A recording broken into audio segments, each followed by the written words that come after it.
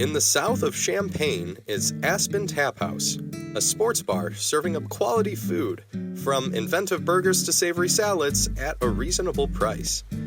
Joining me here tonight is Colleen King, clinical assistant professor in journalism and director of the Frank Center for Leadership and Innovation in Media.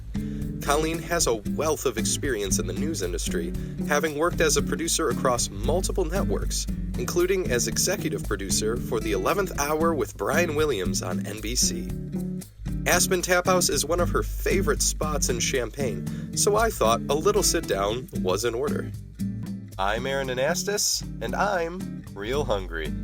I love this place. Yeah, they're great for burgers and for a lot of other stuff, and there's always a game on to watch too. Yeah, exactly. It's an amazing place, whether you want to come with family or friends. And they've got this amazing menu, as you can see here. We spent at least 20 minutes trying to decide what our game plan was. For an appetizer, we order the nacho plate, which is complete with a savory and spicy array of queso and jalapenos. It's a challenge saving room for the main course. How to take a distinguished bite on camera, that is the way. There is no good way. Trust me. See? Not distinguished at all. I'm proud. Did you ever... Well, I mean, you must have. How many, food segments did you ever produce? Did you ever? Zero. I never did food. You never did food? No. The baby animal I ever produced was a baby elephant's first birthday at Washington, D.C. National Zoo. That's amazing. So, it was interning on CBS. The early show was called that, now it's CBS Mornings. And we went, and it was the baby's first birthday, and so they were rolling out pumpkins for him to smash with his feet.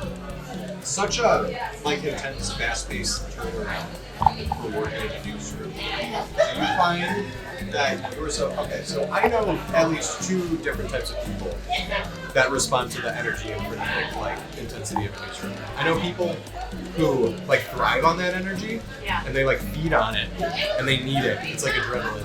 It's like what gets them going and what's gets them burned up. And then I also know people who kind of internalize it, who are able to take that intensity and internalize it, compartmentalize it, and just kind of handle it and carry it with them rather than letting it be their fuel. Which kind of person are you?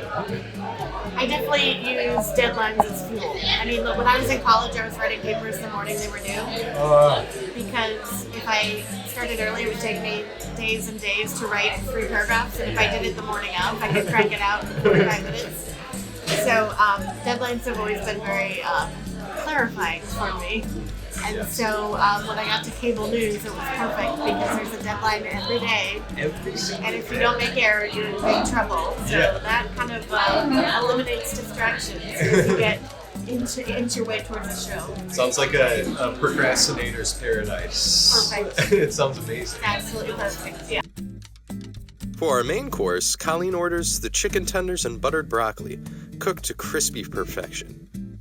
Buttered broccoli, cooked to crispy perfection. Me? I can't resist trying out the Reuben burger, complete with all of the makings of the titular sandwich. Lucky for me, the portions are immaculate. Okay, going full nerd. The anatomy of a Reuben is the proportions of corned beef, the Swiss cheese, and the Thousand Island dressing, along with the kraut, usually, hopefully, be equivalent to each other. This is a perfect case-tested example of the perfect Reuben. So going into George Washington View, when you're standing there on the mall, you feel it. Washington, D.C. is one of my favorite cities in the world. It's just, so much happens there that matters. Does that feeling ever go away? It didn't for me. I left D.C. thinking I was going to end up back there after a few years in New York, and there's nothing better than flying into Reagan National Airport and you fly along the Potomac and you see all the monuments from the sky, all lit up. Was there a clear shift in lifestyle when you made the move from D.C. to New York? Yeah. Well, I doubled my rent and my apartment was half the size. So that was the biggest one right away.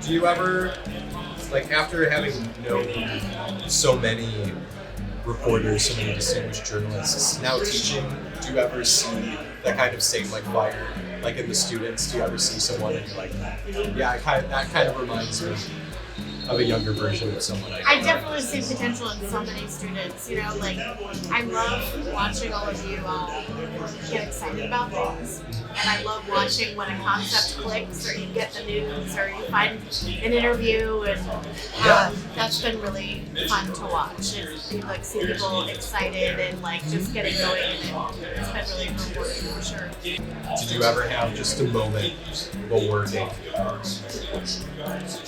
the newsroom, any place NBC, CBS, where you just looked around and just took a second and like, it was a great team. Like, all it's the time. Cool. Yeah. All the time.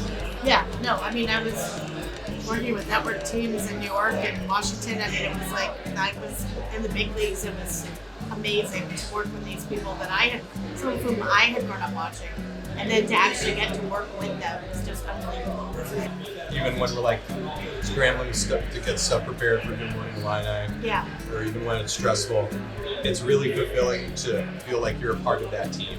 Absolutely. I mean, like putting on a show is like having an orchestra, you know, like you Yeah. need all of the players involved to make it sing in the end, you know, it's a team effort for sure.